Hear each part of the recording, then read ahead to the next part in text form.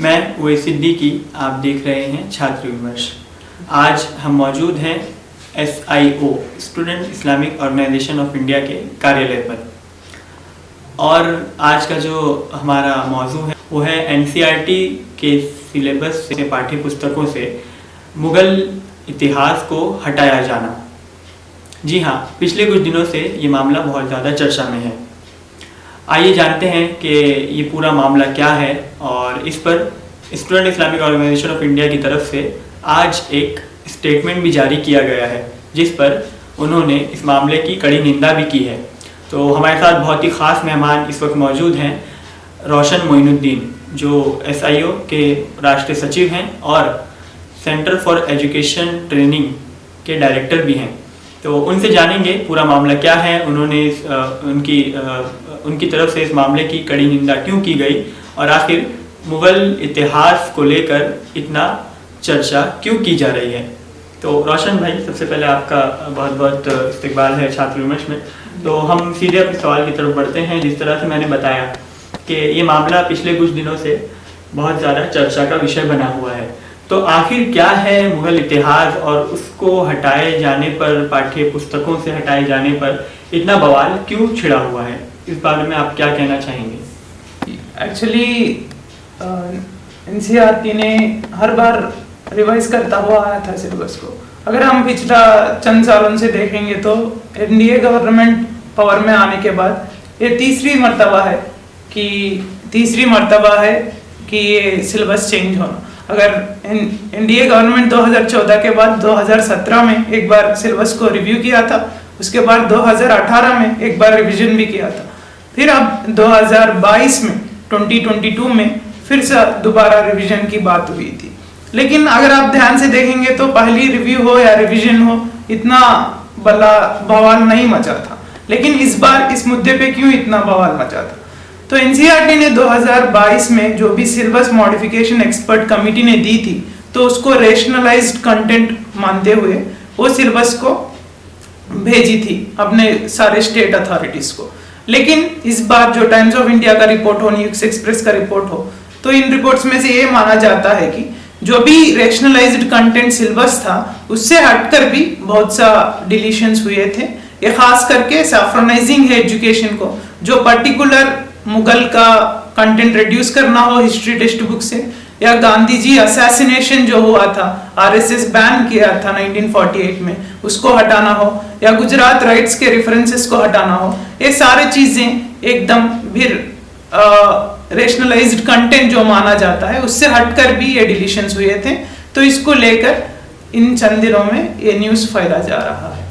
अच्छा, एक जिस तरह से आपने ये बात यहाँ पर बताई कि इससे यही समझ आ रहा है कि कहीं ना कहीं सरकार जो है मनमाने तरीके से जो है इन सिलेबस से अपनी मतलब की चीज़ों को हटा रही है, या फिर ऐसी चीज़ें जिससे सरकार की निंदा हो या फिर उनको क्रिटिसिज्म झेलना पड़े तो वो हटा रही है। लेकिन दूसरा एक सवाल रोशन भाई ये बनता है कि जिस तरह से आपने गांधी जी के जो पूरा मूवमेंट था, और फिर RSS का बैन था, फिर गुजरात जेनोसाइड वगैरह, तो ये सारी चीज़ें इसमें आपने बताई। लेकिन जब हमने कुछ रिपोर्ट्स को देखने की कोशिश की इस सिलसिले में, तो वहाँ पर भी ये चीज़ देखने को मिली कि सिर्फ मुग़ल इतिहास ही नहीं हटाया गया है, उसके साथ कई और चीज़ें भी हैं।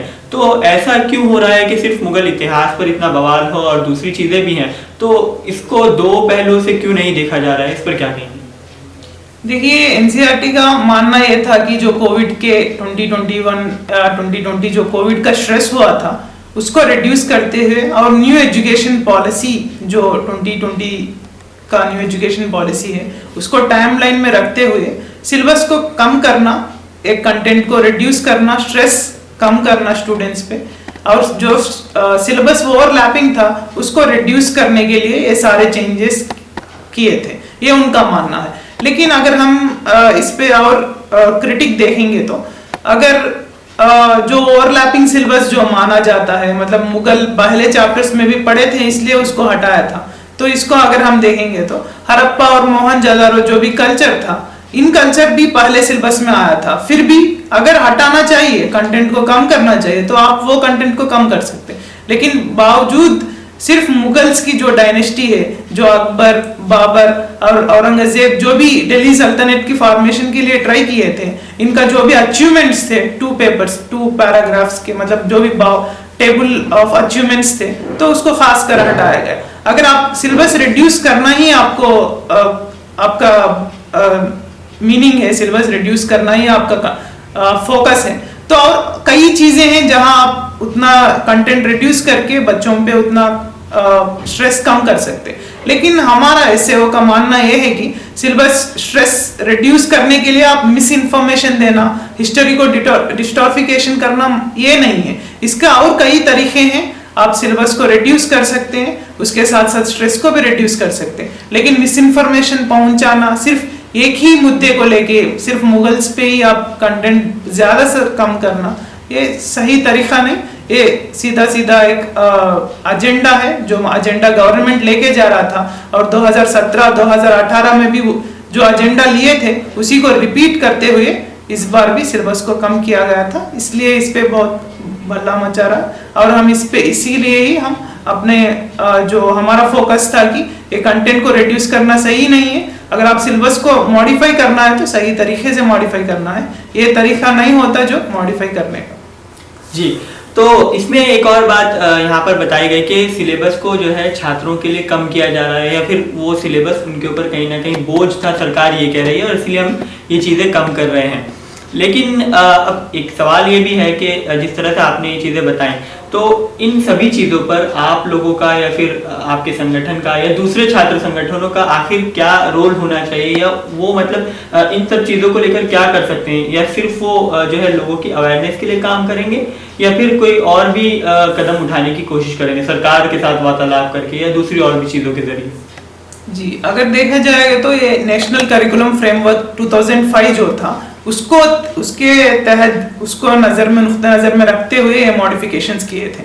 एनसीईआरटी का मानना यह था कि 2024 में जब सिलेबस भी न्यू एजुकेशनल पॉलिसी आया था, न्यू नेशनल करिकुलम फ्रेमवर्क 2023 जो अभी रिसेंटली 6 तारीख को रिलीज किए थे, इसको मुद्दे बनाते हुए और सिलेबस में चेंजेस आएंगे, और 2024 में इसके मतलब और आगे बढ़ते हुए सिलेबस और मॉडिफिकेशंस जो भी हो इस करिकुलम के फ्रेमवर्क में रखते हुए रखेंगे। क्योंकि अब तक जो भी सिलेबस मॉडिफाई होगा, रिवीजन होगा, सारे करिकुलम को बेस करते हुए करेंगे। तो अब और देखा जाएगा कि और क्या चेंजेस आएंगे। सबका मानना यही है कि हिस्ट्री अगर आप कंटेंट रिड्यूस करना है तो साइंस, मैथ्स, कई सारे सब्जेक्ट्स हैं, एक प्रॉपर रिसर्च के साथ, एक प्रॉपर करिकुलम के साथ आप रिड्यूस करना चाहिए। ऐसा नहीं कि खुसूसी सोशल साइंसेस और हिस्ट्री पे ही आप नजर रखते हुए, और खुसूसी भी एक सिर्फ मुगल्स को या कुछ कैस्ट सिस्टम को या जो सरकारी को अपोज करते हुए जो भी स्टेटमेंट्स है, जो भी कंटेंट है, उसको हटाना, उसको कम करना, ये सही बात नहीं। हिस्ट्री को आप कभी छुपा नहीं सकते। हिस्ट्री जाहिर सी चीज है, जो हुआ था वो आगे भी पढ़ेंगे, उसको जाहिर भी करेंगे, ये कोई छुपने वाली चीज नहीं है। इसी को लेते हुए हम हमारी आगे बढ़ेंगे। जो किताबें आएंगे मार्केट में उसको और हम अभी आगे स्टडी करेंगे, और क्या क्या कंटेंट उससे मिस हो रहा है इसका हम एक ड्राफ्ट भी बनाएंगे, और इसके आगे बढ़ते हुए हम दूसरे छात्र संगठनों के साथ जुड़कर क्या करा जाएगा और क्या किया जाएगा, हम आगे का प्लान देखेंगे। जी, बहुत बहुत शुक्रिया रोशन भाई।